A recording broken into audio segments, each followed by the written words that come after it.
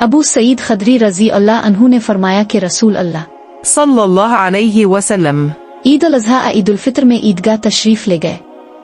वहां आप औरतों के पास से गुजरे और फरमाया, ए औरतों की जमात, सदका करो क्योंकि मैंने जहन्नम में ज्यादा तुम ही को देखा है। उन्होंने कहा, आ रसूल अल्लाह, ऐसा क्यों? आपने फरमाया कि तुम लान तान बहुत करती हो और शौहर की नाशुक्री करती हो। बावजूद अक्ल और दीन में नाकिस होने के मैंने तुमसे ज्यादा किसी को भी एक अक्लमंद और तजर्बाकार आदमी को दीवाना बना देने वाला नहीं देखा। औरतों ने अर्ज की कि हमारे दीन और हमारी अक्ल में नुकसान किया है, आ रसूल अल्लाह। आपने फरमाया, क्या औरत की गवाही मर्द की गवाही से निस्फ नहीं है?